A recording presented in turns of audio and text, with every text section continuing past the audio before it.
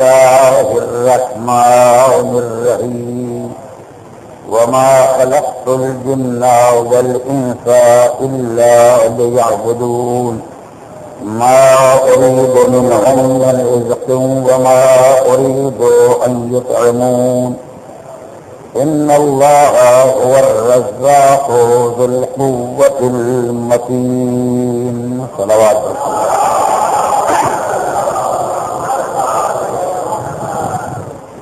ہم نے کائنات جن و انس کو صرف اپنی عبادت کے لیے پیدا کیا ہے. ہم نے ان سے کسی رزق کے طلبگار ہیں اور نہ یہ چاہتے ہیں کہ ہمارے بندے ہمیں کچھ کھلائیں. بے شک رزق دینے والا صاحب قوت و قدرت پروردگار ہے، بندے نہیں. آیات کریمہ کے ذیل میں جو سلسلہ کلام خصائص عبادات کے عنوان سے آپ کے سامنے پیش کیا جا رہا تھا، اس کے نویں مرحلے پر فروع دین میں نویں فرع کے بارے میں کچھ اہم باتیں گزارش کرنا ہے. فروع دین جن کا سلسلہ نماز سے شروع ہوتا ہے اور نویں منزل پر لفظ تولا تک پہنچتا ہے.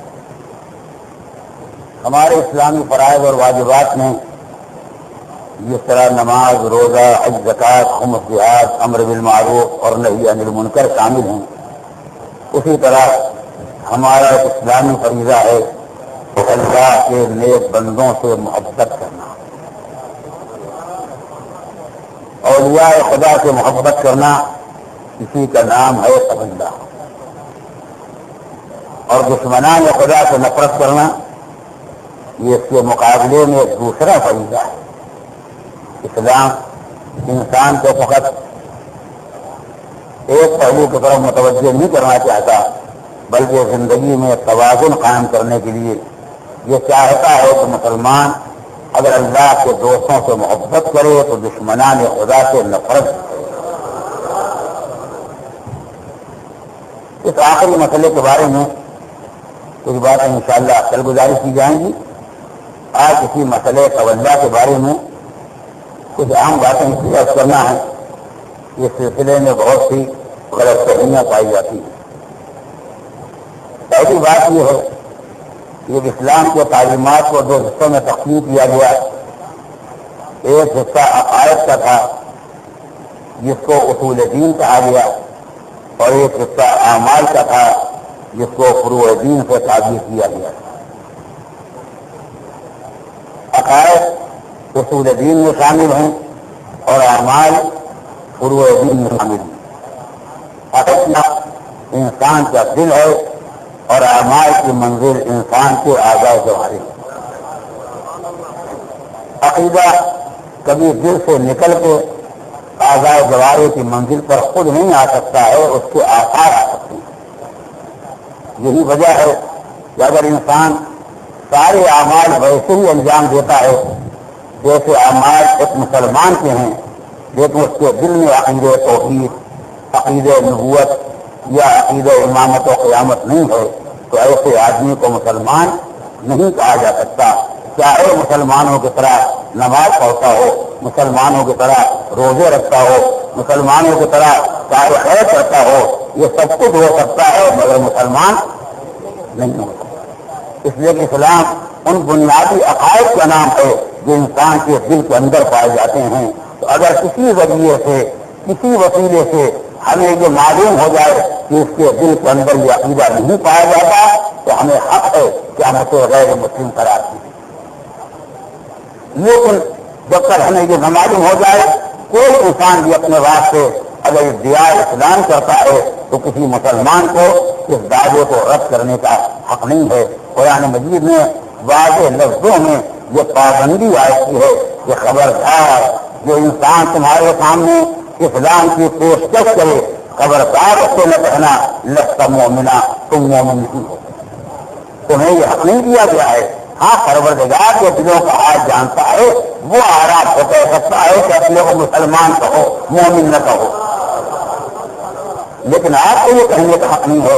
اسی لیے تاریخ اسلام کا مشہور و معروف واقعہ ہے کہ سرکار دو عالم نے ایک معرکے کے موقع پر مسلمان فوجیوں کو جب روانہ کیا تو مسلمان فوج کا سربراہ جب میدان میں قدم رکھتا ہے اور سامنے دشمن آتا ہے، مسلمان فوج کے سپاہی نے تلوار اٹھائی دشمن کے گلے پر چلانے کے بعد سے دشمن نے تلوار کو دیکھ کے آواز دی اشہد ان لا الہ الا اللہ واشہد ان محمد رسول اللہ. اسلام کے تیز رو سپاہی نے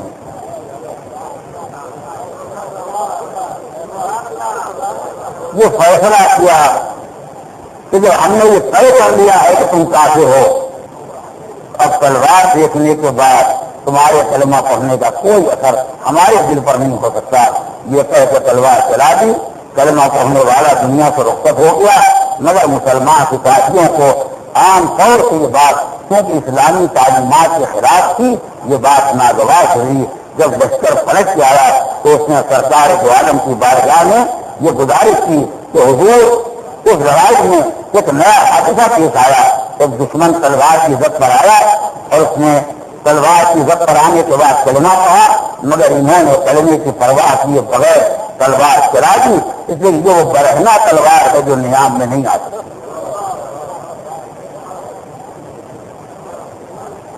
تلوار چلا دی اور کلمہ پڑھنے والے کا گلا کٹ گیا. جیسے سرکار دو عالم کے سامنے مسلمان سپاہیوں نے یہ شکایت کی، حضور نے اس سپاہی کو بلا کے اس سے پوچھا کیا یہ واقعہ صحیح ہے جو لوگ بیان کر رہے ہیں؟ کیا واقعہ تمہاری تلوار کے سامنے اس نے کلمہ پڑھ لیا تھا اور اس کے بعد تم نے تلوار چلائی؟ سپاہی نے کہا حضور واقعہ تو صحیح ہے، مگر کیونکہ تلوار کو دیکھ کے کلمہ پڑھا تھا تو دل سے تو پڑھا نہیں تھا. کیونکہ دل سے کلمہ نہیں پڑھا تھا لہٰذا ہم نے اس کو کافر قرار دیا اور ہم نے اس کا گلا کاٹ دیا. سرکار دو عالم نے فرمایا آپ کے پاس کون سا وسیلہ کون سا ذریعہ تھا دل کے حالات کو یاد کرنے کا؟ آپ نے دل کا آپریشن کیا تھا یا پروردگار نے آپ کو علم رائے کیا تھا؟ کیسے آپ کو معلوم ہو گیا کہ اس نے یہ کلمہ دل سے نہیں پڑھا تھا؟ اور یہ کہہ کے حضور نے خدا کی بارگاہ میں دعا کے لیے ہاتھ اٹھائے. تاریخ کا واقعہ آپ جا کے پڑھیے گا، نام کو ہاتھ بن دیجیے گا. واقعہ میں سنا دیتا ہوں سرکار دو عالم نے اللہ کی بارگاہ میں دعا کے لیے ہاتھ اٹھائے اور فرمایا پروردگار اللہم انی اقرأ الیک، پروردگار میں تیری بارگاہ میں برات اور بیداری کا اعلان کرتا ہوں ایک عمل سے جو اس مسلمان کا انجام دیا. اب یہ اور بات ہے کہ جس کو پروردگار عالم کی بارگاہ میں پیغمبر نے منزل برات کیا تھا وہی مسلمانوں میں مرکز محبت ہو گیا. اس طرح محمد علیہ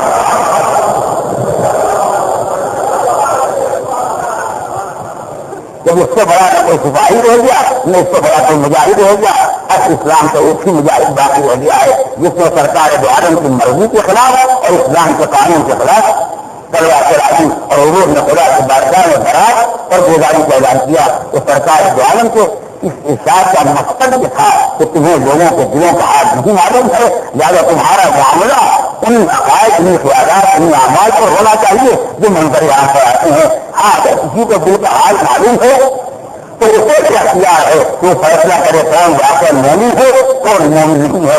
اسی لیے پروردگار نے پیغمبر سے کہا قالت الاعراب آمنا، یہ اعراب کہتے ہیں کہ ہم مومن ہو گئے ہیں. پیغمبر آپ ان سے کہہ دیے تم ایمان نہیں لائے، یہ کہو کہ ہم مسلمان ہو گئے ہیں. لما يدخل الايمان في قلوبكم، اس لیے کہ ایمان تمہارے دلوں میں داخل نہیں ہوا ہے. جب کوئی زبان رہے گا اسلام رہے گا، جب دل کا جائے گا تب ایمان بنے گا. پروردگار کو یہ فیصلہ کرنے کا حق ہے، اللہ کے نبی کو جس کو خدا نے علم غیب دیا ہے اسے یہ فیصلہ کرنے کا حق ہے، اور کسی انسان کو یہ حق نہیں دیا گیا ہے. تو میں یہ گزارش کر رہا تھا عقیدے کی دنیا ہے دل کے اندر اور اعمال کی دنیا ہے اعضاء جوارح میں جو ہمارے نگاہوں کے سامنے آتے رہتے ہیں. ہم نے نماز پڑھتے انسان کو دیکھا، ہم نے روزہ رکھتے دیکھا، ہم نے زکات ادا کرتے دیکھا، ہم نے خمس نکالتے دیکھا، ہم نے میدان جہاد میں جہاد کرتے دیکھا، ہم نے نیکیوں کا حکم دیتے ہوئے دیکھا، ہم نے برائیوں کو روکتے ہوئے دیکھا. لیکن کسی نے اندر سے خدا کو ایک مانا یا نہیں مانا یہ ہم نے نہیں دیکھا. کوئی پیغمبر میں واقعی ایمان رکھتا ہے یا نہیں رکھتا ہے یہ ہمارے ہے دیکھنے کی نہیں ہے. اس لیے عقیدے کی دنیا ہے دل اور دل ہماری نگاہ کے سامنے نہیں جاتا ہے. میں زیادہ تفصیلات نہیں جانا چاہتا, اس لیے بہت سے اہم مسائل ہیں جو گزارش کرنا چاہتا ہوں. تو جو عقائد کا حصہ ہے اس کا تعلق دل سے ہے, اور جو عقائد کا حصہ ہے اس کا تعلق انسان سے آزاد آئے سے. جو حصہ عقائد ہے اسے پورے اصول میں کہا جاتا ہے, جو حصہ آواز ہے اسے پورے دن کہا جاتا ہے. کیونکہ توجہ کا استعمال پورے دن ہے, اور پھر کیونکہ توجہ کا استعمال پورے دن ہے. نماز روزہ زکات مسیحات امر بالمعروف نہی عن المنکر اور توجہ, یہ توجہ اس کا استعمال پورے دن میں کیا جائے ہے, کیونکہ پورے دن کا تعلق عمل سے ہے. لہذا اس توجہ کو محبت سے آتی ہے. توجہ اس توجہ کے مراد اللہ کے نیک بندوں کی وہ رکھنی ہے جو دل کے اندر عقیدہ بن رہتی ہے. اس توجہ کو وہ محبت مراد ہے کہ اندر اندر آ جائے, یعنی ایک جنت کا عقیدہ ہے جو دل کے اندر رہتا ہے, اور ایک عملی بات ہے جو عمل کی منزل میں سامنے آتی ہے. اس کا نام ہے محبت, اس کا نام ہے توجہ.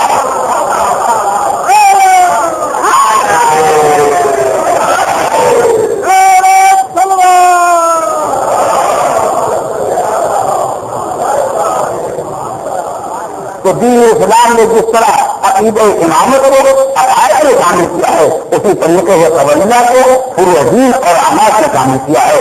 یعنی ہم اس بات سے راضی نہیں ہیں کہ اس کا عالم کی میدانیت کا عقیدہ اندر رکھے اور یہ عقیدہ کہیں سے باہر نہ آنے پائے. یہ ایسا عقیدہ میدانیت ہے کہ زندگی گزر جائے خدا کو سجا کرے اور یہ کہے مجھ سے پہلے ٹھیک مانتا ہوں.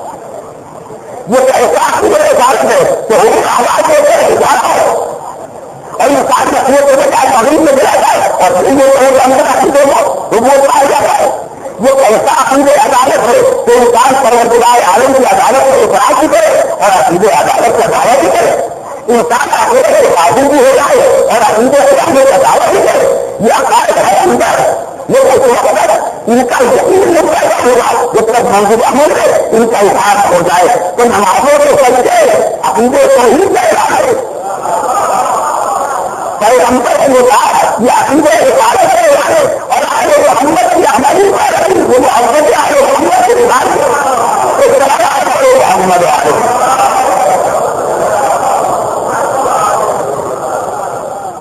میں اس مقام پر ایک بڑی لطیف بات گزارش کرنا چاہتا ہوں. خدا کرے میرے بچوں کے ذہن تک یہ بات منتقل ہو جائے کہ انسان کے دل کے اندر جو عقیدہ پایا جاتا ہے وہ اپنے مقام پر ہے, لیکن اس عقیدے کا الگ اظہار کہیں نہ کہیں ہونا چاہیے. اگر عقیدہ اندر پایا جاتا ہے تو بہت اس کا عملی اظہار ہو جائے گا. تو مثالیں ہماری زندگی میں آتی ہوتی ہیں جن کو پیش کرنے کا یہ موقع ہے. اس لیے ہمارا حصہ مذہب میں ایک حصہ نہیں ہے, فقط عقیدے کا حصہ نہیں ہے, بلکہ مذہب میں ہمارا حصہ عقیدے کا بھی ہے اور عمل کا بھی. قومیں جو کسی نہ کسی خدا کو ماننے والی ہیں لیکن انہیں مسلمان نہیں پایا جاتا. اور ہر وہ انسان کو کسی نہ کسی خدا کا قائد ہو جائے اسے مسلمان کہہ دیا جائے نہیں پایا جاتا. سب جانتے ہو کہ خالق ہے کہ مالک ہے. ہر لوگ قرآن مجید کو اس بار وکیل کے بارے میں کہا لگی سال قدم من خلق السماوات والارض ليقولن اللہ. میرا عقیدہ میری وحدانیت کا عقیدہ اسے میں نے انسان کی فطرت کر دیا ہے. یہ کافر یہ مشرک یہ ملحد یہ بےدین جو میرے دشمن ہو گئے ہیں آپ ان سے دیکھیے چاہے آسمان زمین کا پیدا کرنے والا یہ کیسے پیدا ہو یہ کس نے پیدا کیا ہے. ان کے پاس اور جو اپنی سوائے نئی سال من خلق السماوات والارض. اگر آپ ان سے سوال کریں تو آسمانوں کو زمین کو کس نے پیدا کیا یہ کیا کہیں گے لیقولن اللہ. یہ میرا انعام دیں گے, اس کے علاوہ کسی کا نام نہیں دے سکتے ہیں. تو انکار کرنا اچھی طرح ہے یہ مجھے نہیں مانتے یہ اچھی طرح ہے, مگر ان کو دل کی گہرائیوں میں یہ تصور کا حالات کہا جاتا ہے کہ کائنات کے خالق مالک ہے اور وہ خالق مالک میرے علاوہ کوئی اور ہمارے. لیکن لوگوں کو مسلمان نہیں کہا جاتا. مسلمان یہ کہا جائے جس کے دل کے اندر یہ خیال ہے کہ وہ خالق کائنات ہے اور باہر کہتا ہے اشہد ان لا الہ الا اللہ، باہر معبود کے سامنے سجدہ کرتا ہے، اس کی اطاعت کرتا ہے، منزل عبادت کو ختم کرتا ہے، تو اس کے معنی کیا ہے کہ اندر خیال سب بات ہے. لیکن سب مسلمانوں میں جس کا یہ خیال منزل عمل کے سامنے آ گیا اس کا شمار مسلمان ہو گیا، جس کا خیال خالی خیال ہو گیا وہ کافر مسلم پہلے بہت سے ہو گیا. تو کہ مسلمان کا خدا کے حصہ طرح اپنی بات اپنی خدا کے مانتا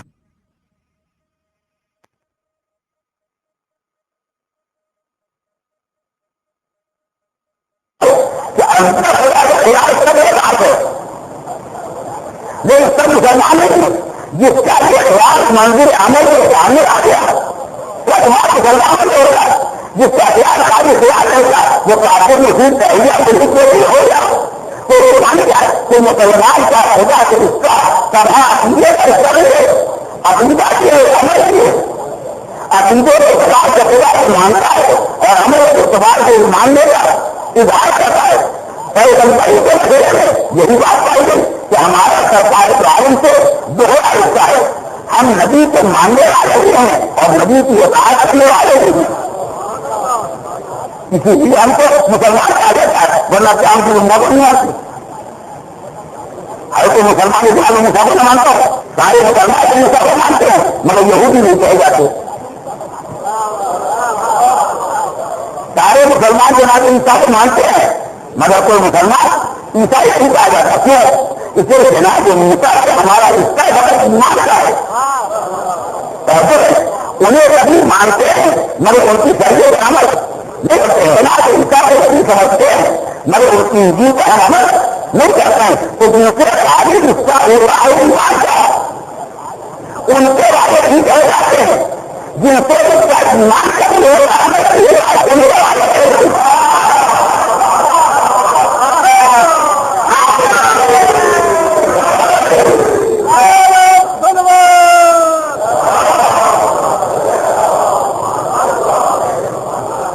مانا ہم نے 1,34,000 پیغمبروں کو مگر عمل کیا 1 پیغمبر کی شریعت پر. ہمارا سارا عمل سرکار تو عالم کی شریعت پر ہے. نہ جناب ابراہیم نہ جناب نوح نہ جناب موسیٰ نہ جناب عیسیٰ.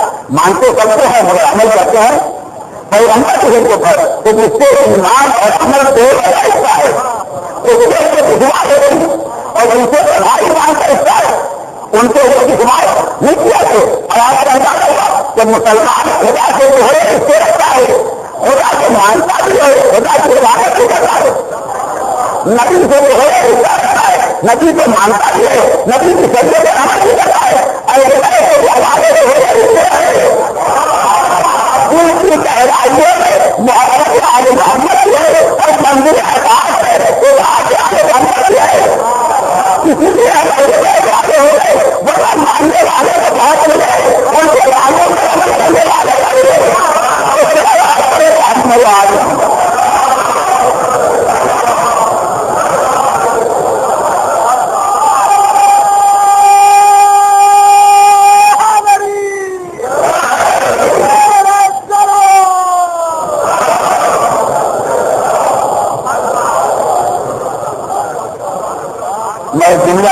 مزید واضح کر گزارش کرنا چاہتا ہوں اور آپ کو بولتا ہوں اسے کوئی نہ پہچانے گا. لہٰذا ہمارا رشتہ دوہرا رشتہ ہے، دل کے اندر محبت اور عمل کے اعتبار سے محبت کا عمل اظہار. یہی وہ منزل تھی جہاں کو راستے الگ الگ ہو گئے. جب ہماری اظہار کا وقت آیا تو راستے الگ الگ ہو گئے. ہم نے جس کو مان لیا اسی کے احکام پر عمل کریں گے، اسی کی اطاعت کریں گے، اسی کی پیروی کریں گے. اس لیے ہمارا رشتہ اندر بھی ہے اور ہمارا رابطہ بھی.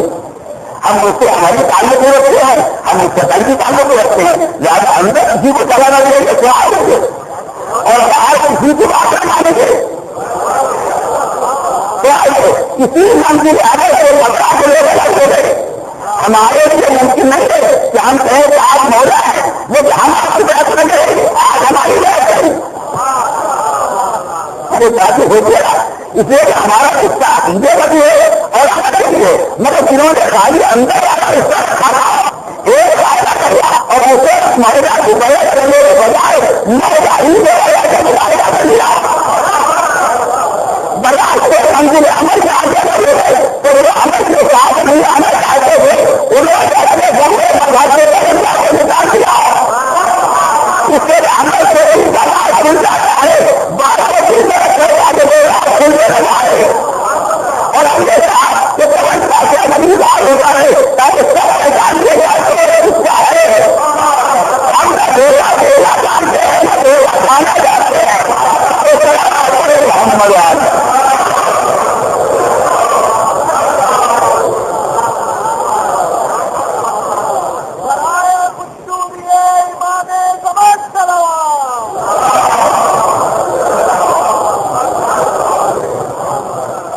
اگر کسی کے نہیں ہے تو کبھی نہ کہیں گے ہم آپ کو گلا کٹ جائے جان چلی جائے کوئی قیامت آ جائے، نہیں ہے تو نہیں، اور جس کے ہے اس کے ہیں، جس کے ہے اس کے احکام پر عمل بھی کریں گے، جس کے نہیں ہے اس کے احکام پر عمل نہیں کریں گے۔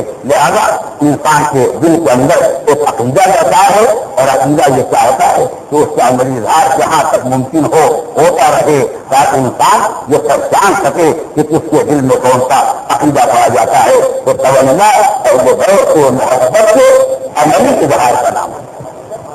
یہ پہلا مسئلہ، وہ محبت جو دل کے اندر ہے وہ اپنے مقام پر محفوظ ہے، وہ عقیدہ جو اپنے دل کے اندر پایا جاتا ہے ان کی عظمت کے بارے میں، ان کی ولایت کے بارے میں، ان کی امامت کے بارے میں، ان کی قیادت کے بارے میں وہ اپنے مقام پر ہے، لیکن تنہائی پر نہیں، اس عقیدے کا عمل کے ذریعے اظہار ہونا چاہیے۔ جب یہ دل کے اندر رہے گا تو اس کا نام محبت رہے گا، جب اس کا عمل اظہار ہو جائے گا تو اس کا نام توجہ ہو جائے گا۔ یہ پہلا مسئلہ ہے کہ توجہ کو معنی یہ ہے کہ وہ محبت دل میں پائی جاتی ہے، عمل سے اس محبت کا اظہار کیا جائے گا، یہ پہلی بات ہے۔ دوسری بات دوسروں میں گزارش کرنا ہے وہ یہ ہے کہ توجہ اور خدا کو اللہ کے لیے بندوں سے محبت کرنا یہ طریقہ انسان کو ایک عظیم تحقیق کی دعوت دیتا ہے اور کیا فرمائیے، اور یہ بڑا نازک مرحلہ ہے جس سے میں گزارنا چاہتا ہوں تو آج کے اپنی فکر اور یا اپنی سوچ کو ہے۔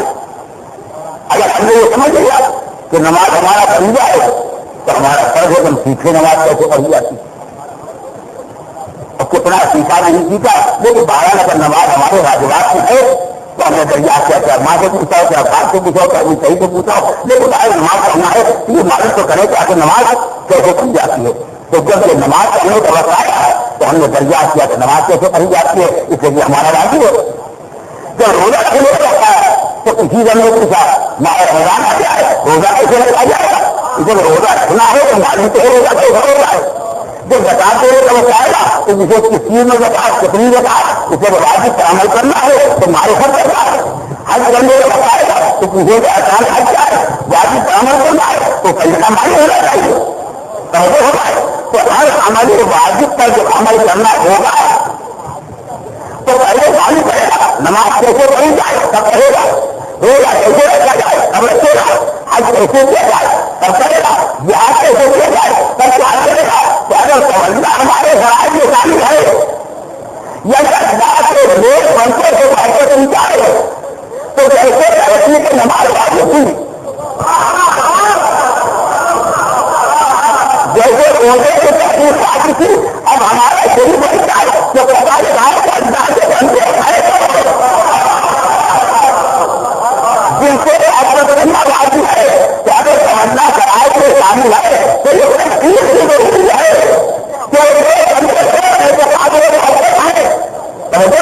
اور ہم نے تحقیق کو اسی سے واجب کرا دیا،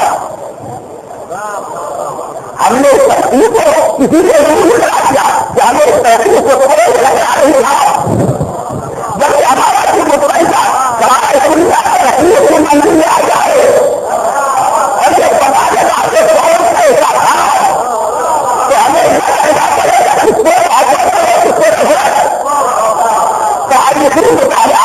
ہم نے تو پابندی آئی ہوئی ہے پابندی آئی ہوئی تھی، اسے ہماری نگاہ میں خریدا ہے ان بندوں کا پتا لگانا کہ جن سے حضرت کو خدا نے واجب کرا دیا اور یہ تحقیق بغیر پرانی تاریخ کے مطالعے نہیں ہو سکتی. اسی لیے ایک بچے دعوت دیتے ہیں, ایک ایسے بزرگ کرتے ہیں پرانی تاریخ ہے اللہ کے لیے بندوں کو نہیں یاد کرے, انبیاء کون تھے, اولیاء کون تھے, خاصان خدا کون تھے, مقربین الہی کون تھے, خدا کے مالک خدا کون تھے, بدل لگا وہ کون بنتے تھے جنہوں نے خدا کے بارے میں اٹھایا, وہ کون بنتے تھے جن کے چہرے کو خدا نے مقرر بنایا. ہم چاہتے ہیں تو سمجھنا اگر در سے عمل ہے تو در سے تحقیق بھی ہے. جنہیں تحقیق سے خطرہ ہو سے قانون بجائے, جنہیں تحقیق سے خطرہ نہیں ہو واجبات سے مسلسل علاج کر رہے ہیں اور ہم مزہ آ رہے.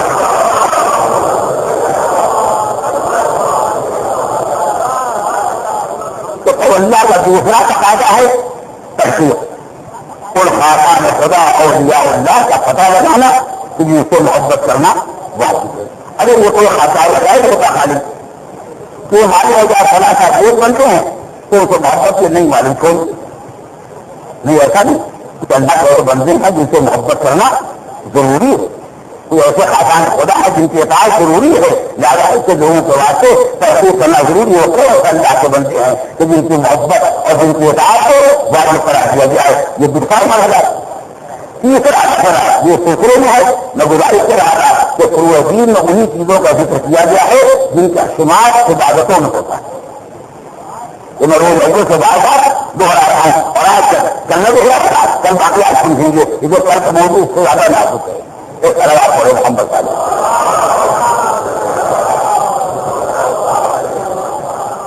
لہٰذا منزل تحقیق میں آئے انسان کو پتہ لگائے اور جب محبت کرے تو یہ سمجھے کہ یہ محبت بھی عبادات میں شامل ہے. جیسے نماز عبادت ہے ویسے خاصان خدا کی محبت بھی پروردگار عالم کی عبادت میں شامل ہے. عبادت میں شامل ہونے کے معنی کیا ہے؟ میں نے بار بار بتایا, عبادت ہر اس عمل کا نام ہے جو اللہ کے لیے انجام پائے, جو رضا خدا کو حاصل کرنے کے انجام پائے. تو جن سے محبت کرنا ہے ان سے محبت ان سے کچھ لینے کے لیے نہیں کرنا ہے. یہاں پر نماز آ جاتے ہیں جن کا تذکرہ مناسب نہیں ہے, لیکن میں چاہتا ہوں نگاہ رکھیں گے تو اللہ کے لیے بندوں کو اس محبت کا نام نہیں ہے جو غرض کی بنیاد پر ہو. امتحان میں نمبر لے رہا ہے لہٰذا مولا سے کچھ کہو, نوکری لے رہا ہے لہٰذا مولا سے کچھ کہو, لہٰذا مولا سے کچھ کہو. مولا کے ایسے تعلقات ہے کوئی کہنا چاہتا نہیں. نوکری لینا ہے, اولاد نہیں ہو رہی ہے, اولاد کام نہیں ہو رہا ہے, یہ نہیں ہو رہا, یہ غرض کا پودا ہے. غرض کے پودے کا نام عبادت نہیں ہے. عبادت وہ کام ہے جو خدا نہیں ہو, یعنی ان کو محبت ہو, اسے ان کی محبت سے خدا راضی ہو جائے. اگر یہ دولت کے درمیان دیکھ جب بھی محبت کرو, اگر تمہارے پاس دیکھ جب بھی محبت کرو.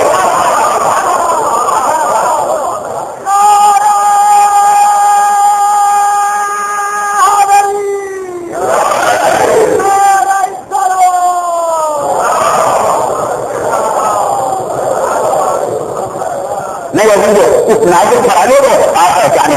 اگر نماز پر واجب ہو تو پروردگار نے کہا ہماری رضا کے لیے نماز ہو. اگر پروردگار پرسکون ماحول کے گھر کے اندر اسی طرح کی نماز ہو تو وہ ان کرو گے. اور اگر پروردگار کہے گا میدان جنگ میں آ کے تیروں کی برسات ہو نئے نماز ہو تو وہ آگے بڑھیں گے. تو بعد سے یہ بھی کہا جا سکتا ہے کہ آ سکتا ہے تو بھارت عبادت ہو جہاں رضا خدا ہو. اگر رضا خدا اپنے شادی مسجد میں ہے تو وہاں عبادت, اگر رضا خدا میدان جنگ ہے تو وہاں عبادت. اگر پروردگار نے کہا یہ رکھنا ہے تو سردی میں رکھنا ہے, گرمی میں کرے گا سوکھ جائے جب بھی رکھنا ہے. اسے عبادت ہوگا خدا کے لیے جس بات میں رضا خدا ہو تو ہم نے ایسے محبت ہے اپنی رقم سے بلکہ اللہ کے رضا کے لیے. اگر ان سے کچھ ملے تو محبت کرو, نہ ملے تو محبت کرو. یہ کچھ دے دے تو محبت کرو, یہ تم سے دے دے تو محبت کرو.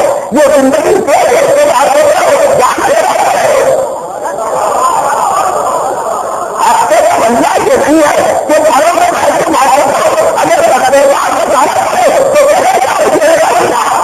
اگر میرے گندے آنا پڑے تو آگے اللہ.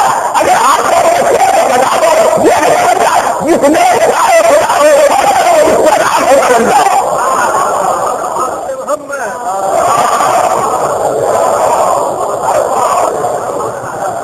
لہٰذا گھروں میں یا امام آجاؤں میں آ کے مولا کو محبت کا اظہار یہ حق کا توجہ نہیں ہے. حق کا توجہ کو ہے جو نیسم نے ادا کیا.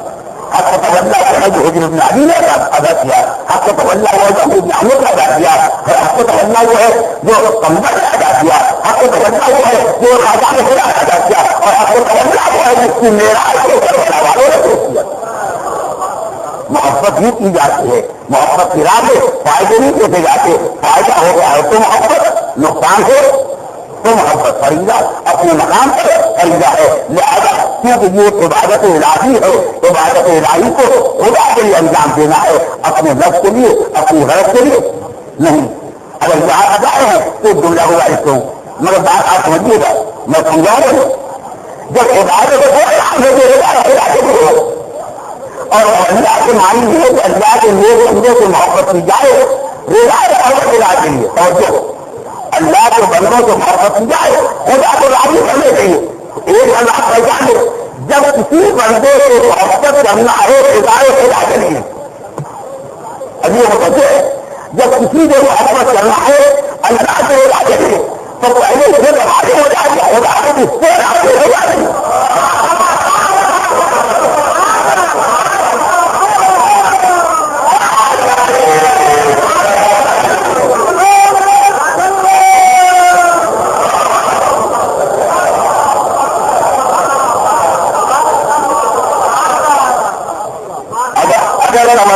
پیسے کے لیے محبت کا نام ہوتا تو جس کے پاس بیت المال ہوتا اسی جگہ ہوتا. اگر نوکری لینے کے بعد توجہ ہو تو جس کے پاس ہوتے اسی جگہ ہوتا. مگر توجہ ہے رضا خدا کے لیے تو جو رضا خدا کے لیے توجہ ہے تو بیت المال والوں سے توجہ نہیں, اقتدار والوں کو نہیں, یا حکم والوں کو نہیں, لاگو والوں سے اس سے توجہ جس کے ذریعے خدا حاصل ہو سکے. تو واقعی رسول گزارش کرو یعنی توجہ ان سے محبت کرنے کا نام ہے جو منزل خدا کو خدا ہے, منزل خدا کو حاصل ہے.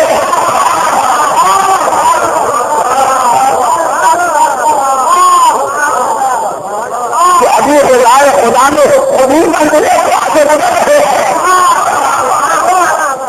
ابھی خدا انہیں سے حاصل ہوا ہے تو ان سے محبت کر کے خدا کو حاصل ہو جائے گا. اسی لیے ہم نے بندہ اس کو نہیں بنایا جس سے آپ نے اسے بنایا ہے جو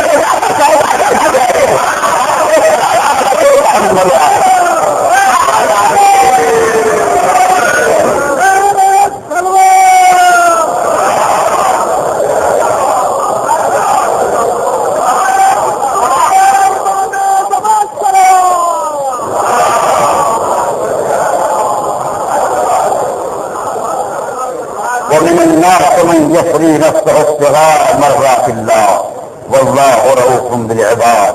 کچھ ایسے انسان بھی ہیں جو اپنے نفس کو رضا راضی کے لیے بیچتا ہے. پروردگار اپنے بندوں پر بہت مہربان ہے. یہ ایسے سے وہ کام آپ سنتے رہتے ہیں بچے کو یا تو ہجرت کیا ہے ومن الناس من يشري نفسه ابتغاء مرضات الله. انسانوں میں کچھ ایسے ہیں اور نہیں کچھ ایسے ہیں جو اپنے نفس کو بیچ ڈالتے ہیں رضا الہی کی خاطر. یہ تو بڑا برابر رکھنا کرتے ہیں لیکن چونکہ آئے یہ زبان پڑھا دیں گے لہٰذا کہیں دوسرے ٹکڑے کے بارے میں آپ نے سوچا واللہ رؤوف بالعباد. اللہ اپنے بندوں پر بہت مہربان ہو.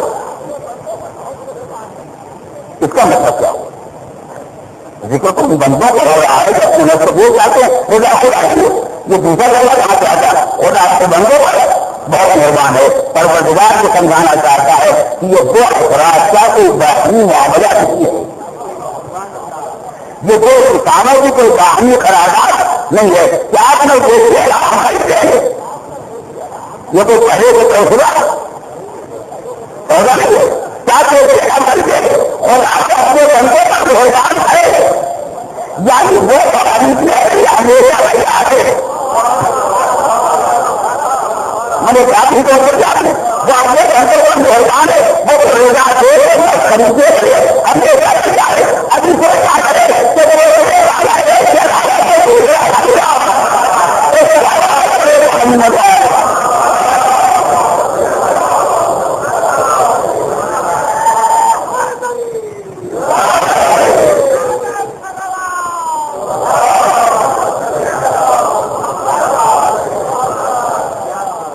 توجہ کا پہلا امتیاز یہ ہے کہ توجہ اللہ کے لیے بندوں کا عملی پیروی کرنے والا بنا دیتا ہے.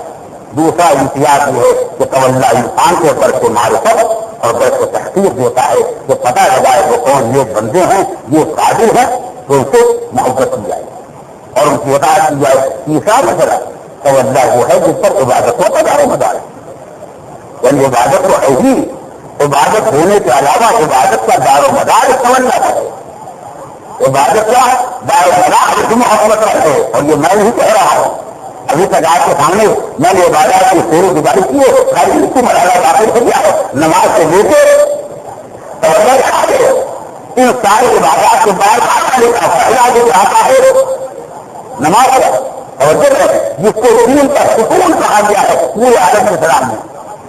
مگر جب سکون دین بن جانے والی عبادت یعنی نماز جب ہم مسلمان عبادت پڑھے تو وہ پیغمبر جس نے ہم کو در کو نماز دیا وہ پیغمبر جس نے اعلان کیا کہ نماز پڑھو مگر ویسے جیسے مجھے پڑھتے ہوئے دیکھو جسے در کو نماز دیا اس نے اعلان کیا اللہ صلاح اللہ بفاتحۃ الکتاب.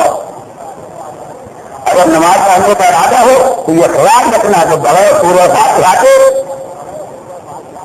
نماز نہیں ہو اور جو بنا تو ساری عبادتوں میں پہلا مرتبہ نماز کا اور نماز اور اسے طریقہ ہے اس کو پیغمبر نے بتایا پیغمبر نے طریقہ بتایا کہ نماز بغیر پورے فاتحہ کے نہیں ہو سکتی. اصل نماز کا دار و مدار پورے فاتحہ پر کیوں ہے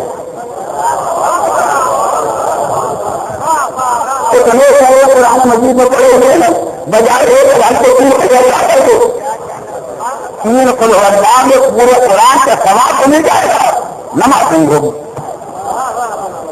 یہ حدیث میں ہے کہ اگر کوئی 3 دفعہ قل هو اللہ پڑھ لے تو پروردگار عالم اس کو پورا قرآن پڑھنے کا ثواب دیتا ہے. اسی لیے جو سنا کرتے فاتحہ خوانی میں اعلان ہوتا ہے 1 مرتبہ سورہ حمد اور 3 مرتبہ قل هو اللہ.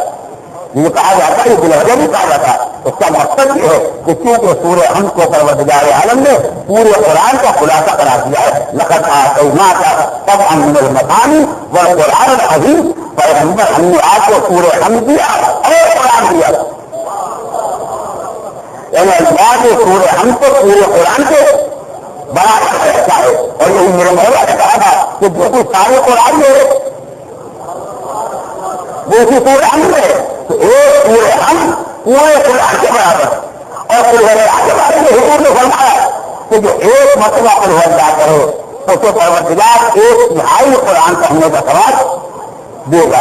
اور اگر 2 مرتبہ پڑھ لے تو 2/3 قرآن کا ثواب اور اگر 3 دفعہ پڑھ لے تو پورے قرآن پڑھنے کا ثواب. تو ہم نے جو کہا کسی مرنے والے کے لیے 1 مرتبہ سورہ حمد اور 3 مرتبہ قل هو اللہ تو یہ 1 ہم 3 قل هو اللہ نہیں ہے.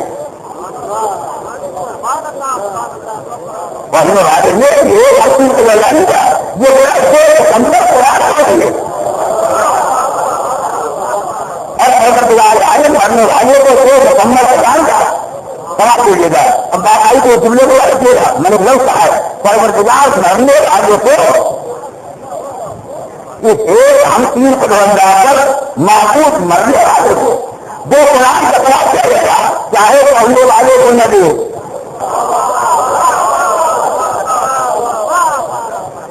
مرنے والے کو دینے گا چاہے پڑھنے والے کو 2 قرآن کا ثواب ملے گا نہ ملے.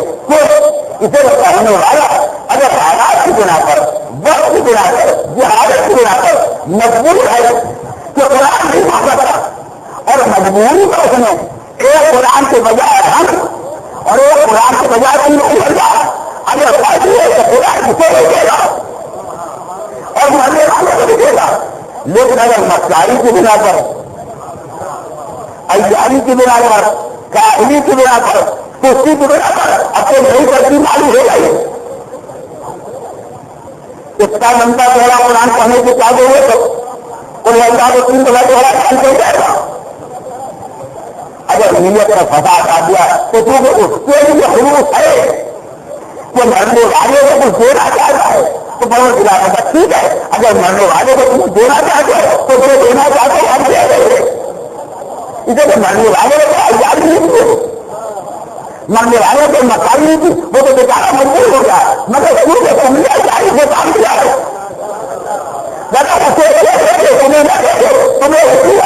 تمہارے عمل میں اخلاق پیدا ہو جائے. اس طرح پڑھو محمد والے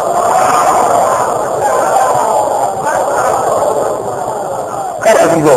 تو میں یہ گزارش کر رہا تھا کہ ایک سورہ فاتحہ قرآن کے برابر اور 3 قل هو اللہ قرآن کے برابر, لیکن ایک سورہ فاتحہ پڑھ کر تو نماز ہو جائے گی اور 3 قل هو اللہ پڑھ دو تو نہیں ہوگی. کل کوئی صاحب تجربہ کریں جیسے وہ نماز کو پہلی رکعت میں 3 قل هو اللہ اور دوسری رکعت میں 3 قل هو اللہ. کسی نے بھائی یہ کیا کیا کہ میں سوچا ایک الگ پڑھنے کے بعد پورا قرآن میں پہنچ گیا. یہ 3 قل هو اللہ کی قرآن کے برابر اور وہ 3 قل هو اللہ کی وہ قرآن کے برابر. مگر سرکار عالم نے آیات اللہ تعالیٰ اللہ فاتحہ کی کتاب تم سارا قرآن پڑھ ڈالو, یاسین تلقین سب پڑھ ڈالو. ہاں یاسین تو پڑھو گے تلقین چلو پڑھے گی. کوئی حادثہ گزر جائے مگر نماز نہیں ہوگی. نماز کا دار و مدار ہے سورہ فاتحہ پر. توجہ کریں, ایسا لگائیے گا ساری عبادتوں کی بنیاد ہے نماز. نماز جس کو دین کا حکم کہا گیا ہے تو دین کی عمارت کھڑی ہے نماز پر, اور نماز کی عمارت کھڑی ہے سورہ فاتحہ پر. اب ہم نے دیکھا کہ بڑے سورہ فاتحہ یہ کام نہیں کرتا تو شروع کیا بسم اللہ الرحمن الرحیم الحمدللہ رب العالمین. میرے خدا کا ذکر ہے کیوں نہ کروں گا. الرحمن الرحیم میرے پروردگار کا ذکر ہے کیوں نہ کروں گا. مالک یوم الدین میرے خدا کا ذکر ہے کیوں نہ کروں گا. ایاک نعبد اس کی بارگاہ میں بندگی کر رہا ہے کیوں نہ کروں گا. ایاک نستعین اس سے بھیک مانگنے کا ذکر ہے کیوں نہ مانگوں گا.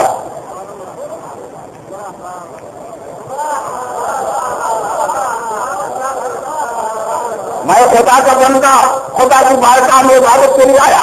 جب تک میرے خدا کا ذکر ہوگا میں اپنے خدا کا ذکر کرتا رہوں گا, ہم کو پروردگار کرتا رہوں گا. بہت لوگ خدا کے ہاتھ کو بلاتے وہ کبھی آج چھوڑ دو. پروردگار ہمیں سیدھے راستے کی ہدایت دے, سنتے رہتے ہیں ہمیں سیدھے راستے میں لگا دے. ہم یہ معاملہ تیرے حوالے ہے کہ سیدھا راستہ کیا ہے.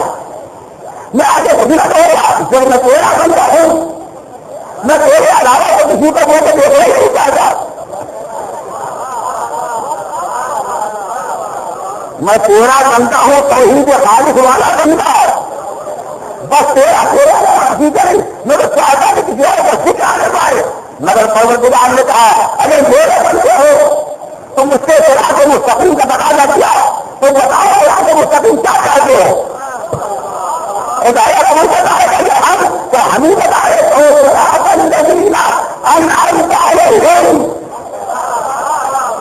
خدایا ان کے راستے میں چلا دے جن پر تجھے نعمتیں راضی کی ہے. یہ کہتے ہیں اپنے راستے پر خدا سے خدایا اپنے راستے پر کہیں مجھ سے ان کے راستے میں جن پر میں نے نعمتیں راضی کی ہے تاکہ تمہیں اندازہ ہو جائے.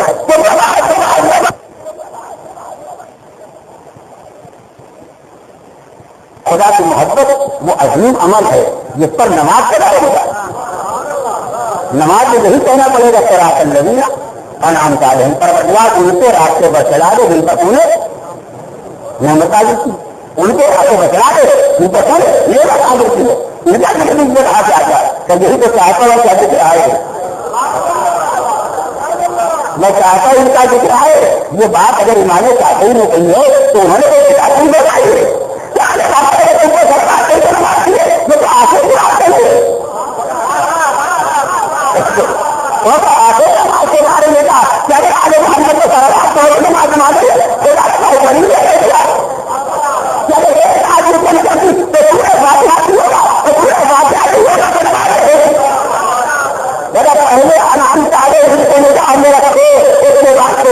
عبادت کہے جانے کے قابل ہوگی. اس طرح کرے محمد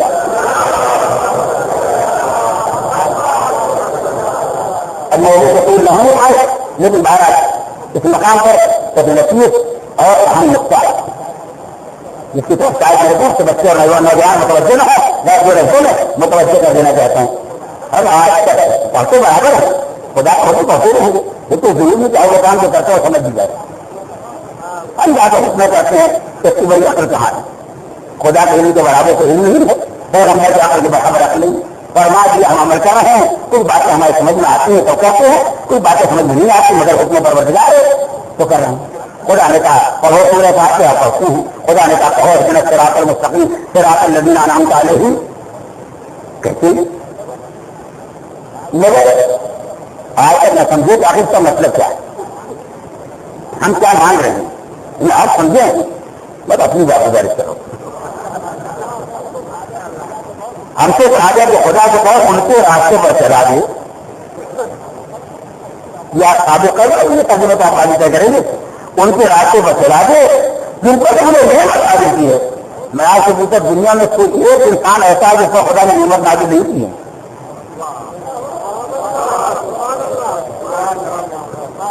آپ جن کو بتائیے کوئی ایک آدمی دنیا میں, ارے آدمی نہیں, آدمی کے علاوہ کوئی مخلوق جو سے نکالیے جس کو خدا نے نعمت نہ دی ہو.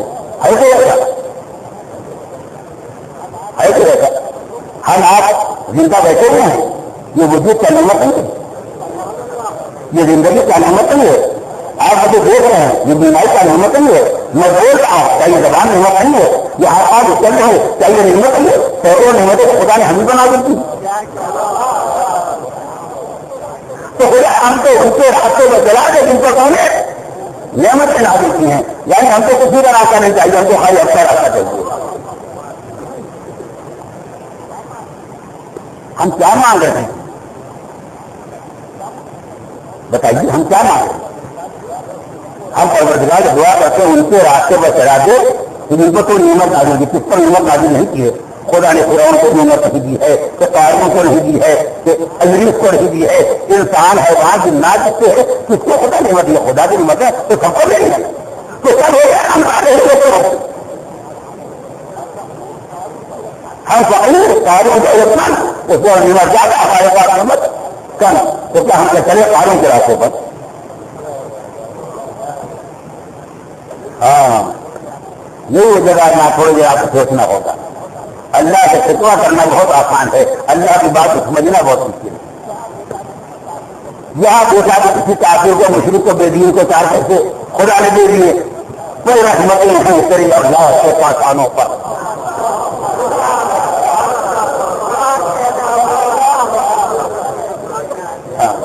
دیتی ہے تو بیچارے مسلمان آئے کیا بیچارہ ہے, کتنوں پر بجلی بن کے خود گرا ہے.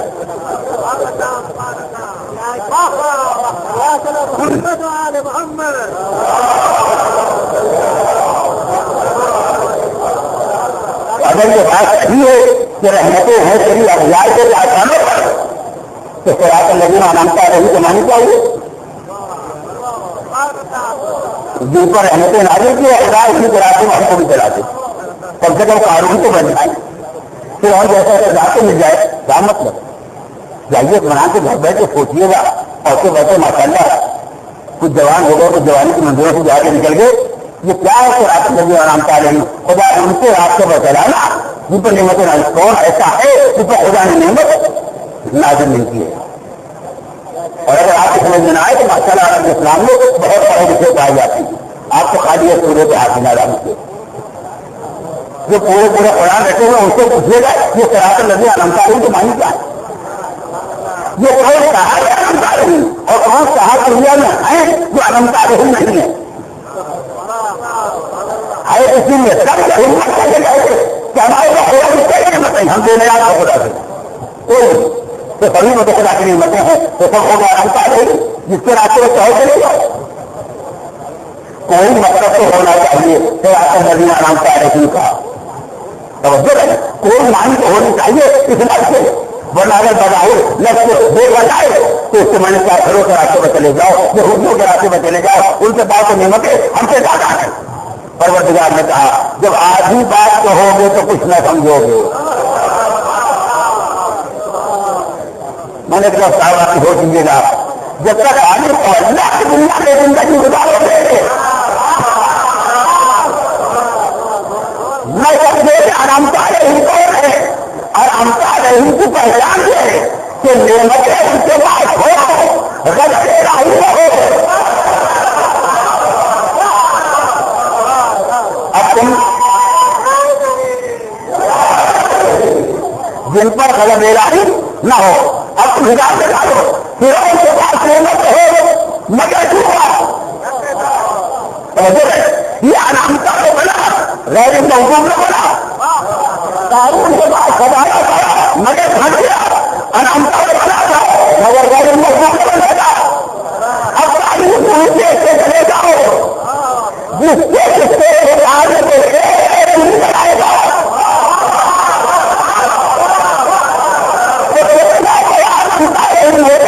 مگر غیر محبوب نہ بنے گا.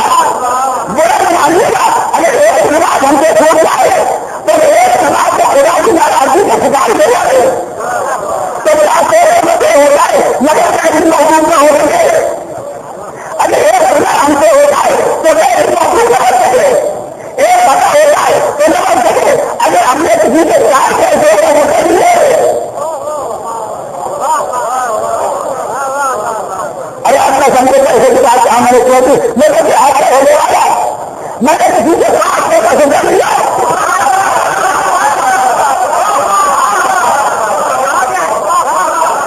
پیسے کو شہر والے نہیں کرتے ہم کے ہاتھ والے ہم نے کسی کے بات کو کسی کی جانوں کو زیادہ کو سمجھ لیا اور کے بعد دے رہے تو دنیا میں ہم ہی کے بعد کہنے لگے مگر اللہ کا ہونے کے بعد کتنی ہی نعمت کے مالک میں ہوتا ہے. ایک بات کا سمجھا کرتے غیر محبوب نہ ہو سکے. ایک آدمی کا آپ کو کہا دیا غیر محبوب نہ ہو سکے. ایک آدمی کی کوشش کا سمجھا کر لیا غیر محبوب نہ ہو سکے. اگر جس کی زندگی میں آگے بڑھے تاکہ یہ غیر محبوب بھی رہے کہ میرے بچے آئے مگر زندگی میں کہا جاتا ہے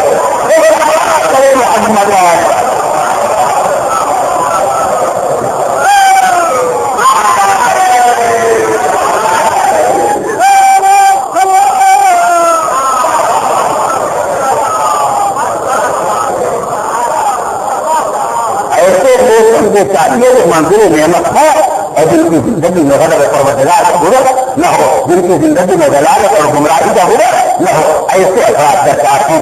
ان کا راستہ چاہیے ان سے توجہ چاہیے ان کی اطاعت چاہیے. ان کی اطاعت کے بغیر نہ مذہب ہے نہ اسلام ہے نہ عبادت ہے نہ نماز ہے. سب کا دار و مدار اس راستے پر ہے جس راستے کو ان اللہ کے بندوں نے اختیار کیا جن پر خدا نے نعمتیں نازل کی اور نہ غضب خدا کے حقدار تھے اور نہ گمراہ اور بیٹھے ہوئے افراد کے. ایسے افراد کے راستے کا نام ہے صراط مستقیم. بس اب اس سے زیادہ گزارش نہیں کروں گا. حضرت میں ہدایت کو مکمل کرنا چاہتا تھا. انشاءاللہ باقی باتیں کل گزارش کروں گا. لہٰذا صراط مستقیم ان کا راستہ جو معصومین کا جو اللہ کے مرکز نعمت کا راستہ جو ایسے نیک بندوں کا راستہ جن کی زندگی میں کوئی ایک عمل ایسا نہ ہو جس کو گمراہی کہا جائے. کوئی ایک عمل ایسا نہ ہو جو اللہ کے غلط اور آزاد کا انسان کو حقدار بنا دے. ایسے انسانوں کے راستے کا نام ہے صراط مستقیم. اور جن کو یہ راستہ مل جاتا ہے انہیں سے کائنات میں کسی شے کی پرواہ نہیں ہوتی. امام حسین راہ کربلا طے کر رہے ہیں. اس موقع پر پیغمبر رسول نے قیام کیا. بیٹھے بیٹھے اچانک آنکھ لگ گئی. امام نے آنکھیں بند کی اور چند لمحوں کے بعد آنکھ کھولی اور آنکھ کھول کے فرمایا انا للہ و انا الیہ راجعون. بے شک ہم اللہ کے لیے ہیں اور جو جانتے ہیں علی برابر برابر ہم سب اللہ کے لیے ہیں اللہ کی بارگاہ میں جانے والے ہیں. مگر اس وقت آپ کی تکرار زبان پر کیوں جائے قرآن کا قادری وہ ہیں جب مصیبت ہوتی ہے تو کہتے ہیں انا للہ. بابا اس وقت اور سی مصیبت سامنے آئی جو آپ نے فرمایا انا للہ و انا الیہ راجعون. امام حسین نے کہا بیٹا ابھی میری آنکھ لگ گئی, میرے کانوں میں حافظ غیبی کی آواز آئی جیسے کوئی کہتا ہے ہم یسیرون والمنایا فقیر و بہین. یہ قافلہ تو جا رہا ہے مگر اس قافلے کو موت لیے جائے, اس قافلے کو موت لے جا رہی ہے. جیسی یہ آواز میرے کانوں میں آئی میرا فرض تھا کہ میں موت کے لیے اپنی آمادگی پیدا کروں, لہٰذا میں نے کہا انا الیہ. ہم فرض کیا پروردگار کی بارگاہ میں جانے والے ہیں اس لیے میں نے سکڑا کہا ہے کیونکہ ذکر موت آ گیا. علی اکبر نے کہا بابا الحسن الحق, کیا ہم حق پر نہیں؟ کہ یہ جوان سے بہترین حقائق کو کون جانتا ہے مگر چاہتے ہیں اس نقطے کو دنیا کا چاہیے. بارگاہ حق پر نہیں ہے اور میں بڑا والذی الیہ مرجع العباد, جس کی بارگاہ میں سب کو پلٹ کے جانا ہے اس پروردگار کو قسم ہم حق پر ہے. ہم حق پر نہیں ہیں تو کون حق پر ہوگا؟ جیسے کہ یہ جوان نے فقرہ سنا کہ بابا نے برحق ہونے کا اعلان کیا, جوان نے جب بات کہی اذن لا تبالی بالموت. بابا جب ہم حق پر ہے تو ہمیں موت کی کوئی پرواہ نہیں. موت ہم کا پاس آئے یا ہم موت تک چلے جائے, حق پر مرنے سے اہل حق گھبرایا نہیں کرتے. یہ بات یا فلسطین کے میدان میں دادا نے کہی تھی یا راہ کربلا میں پوتی نہیں. کل یہی ذکر علی کی زبان سے سنا تھا, حق پر مرنے والے موت سے جرا بھی کرتے ہیں. آج علی کے للاٹ میں حسین کے کمرے جواب بیٹے نے اسی فکرے کو دوہرا دیا. بابا جب ہم حق پر ہیں تو ہمیں موت کی کوئی پرواہ نہیں ہے. ہم موت تک چلے جائیں چاہے موت ہم تک آ جائے, ہم موت کا استقبال کرنے کے لیے تیار ہیں. جوانی کے عالم میں زندگی کی آرزو ہوتی ہے, موت کی تمنا نہیں. جوانی کی عمر میں امنگیں ہوتی ہیں, حوصلے ہوتے ہیں, جذبات ہوتے ہیں, زندہ رہنے کی خواہش ہوتی ہے, مگر یہ حق پر مرنے والے ہیں جو 18 سال کی جوانی کو اپنی نگاہ میں نہیں لاتے بلکہ اعلان کرتے ہیں بابا ہم تو مرنے کے لیے تیار ہیں, اس لیے کہ حق پر موت سے بہتر اور کون سی موت ہو سکتی ہے. اس دن سے مسلسل اب جو واقعات سامنے آتے جا رہے ہیں, علی اکبر ہر منزل پر اپنے حوصلے کا اعلان کر رہے ہیں, یہاں تک کہ عاشور کا دن آ گیا. بس ادا دار آپ یہ ہو گئے, میں آ گیا منزل بقایت تک اور تھوڑی دیر یہ تذکرہ جاری رہے گا. اس لیے کہ میں نے اس دن یہ اشارہ کیا تھا کہ میرے سامنے جو مجمع ہے اس مجمع کی اکثریت جوانوں کی, اور آج حسین کے سرحد جوان کا ماتم. کوئی باپ کے جیسے پوچھے جس کا بیٹا جوان ہو, کوئی ماں کے جیسے پوچھے جس کا بیٹا جوان ہو. ماں اپنے پہلے جوان کے بارے میں کیا سوچتی ہے, باپ اپنے جوان کے بارے میں کیا سوچتا ہے, مگر جب راہ حق پر مرنے کا وقت آ جائے تو روایت کہتی ہے کہ صبح سے اصحاب انصار کہلاتے رہے جب تک کے راہ حق میں قربان ہونے کے بعد جب بنی ہاشم کی قربانی کے وقت آیا تو حسین نے اپنے پر یہ جوان کو پکارا تھا تقدم بلدی علی اکبر آگے بڑھو, علی اکبر آگے بڑھو. علی کو جملے کا آسان ہے میرے اپنے جملے کا ہاتھ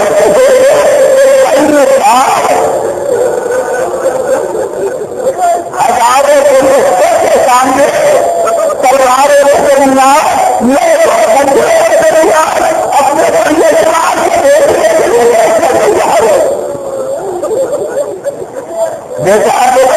جیسے بیٹے کو پکارا علی اکبر کے سامنے 10 ادب سے ہوتے کھڑے ہو گئے. بابا اب وقت آ گیا ہے اجازت دے دیجیے, بابا اجازت دیے تاکہ بھائی میدان میں جا کے قربانی ہو. قربان ہو گئے اور آج کا ان مصیبتوں کو ہاتھ میں جاؤ ضرور جاؤ مگر پہلے کہنے سے جاؤ.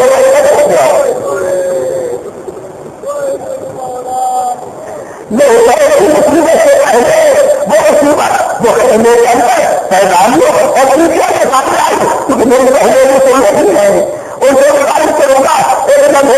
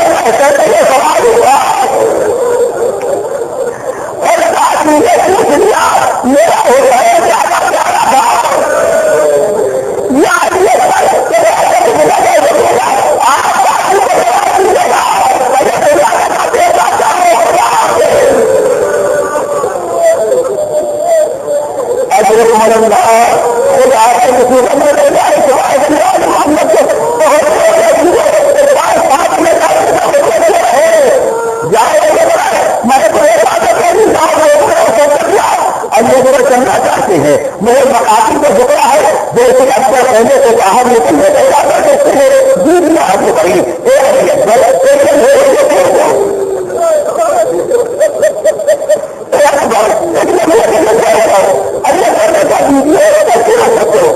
مجھے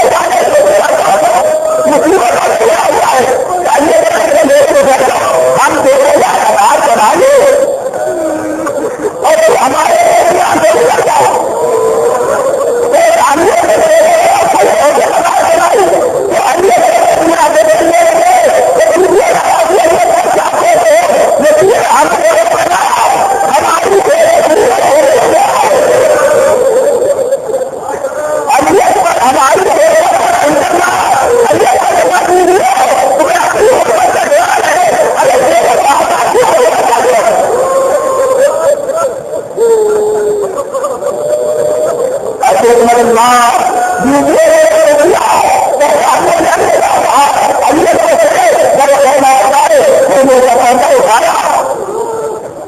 آگے بڑھنا چاہتے ہیں میں نے دیکھنے والا دیکھا ہے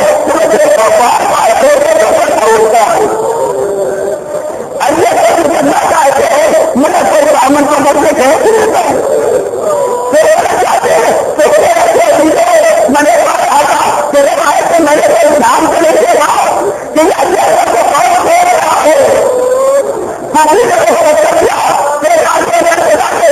کون روک رہا ہے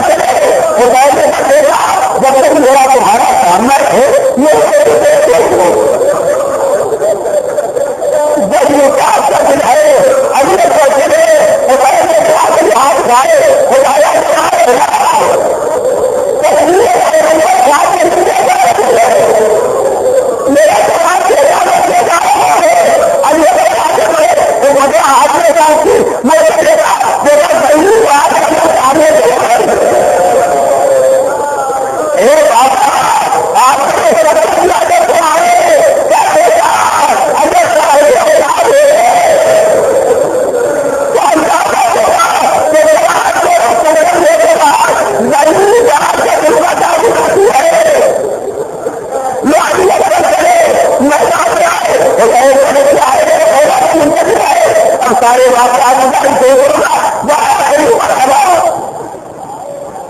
آخری آئے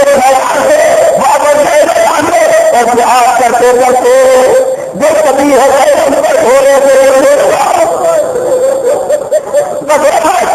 سن لو آپ ہمت بیان کر رہے تھی جب گھوڑے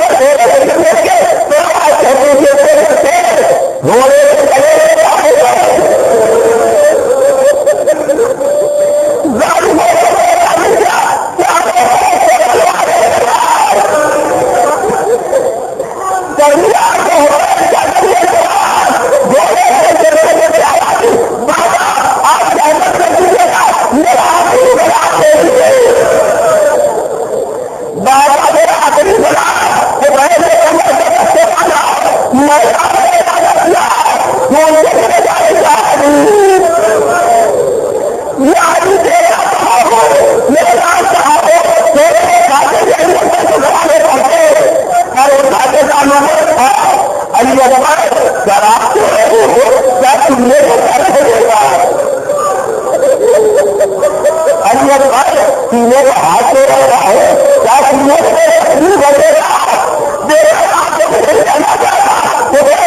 ہاتھ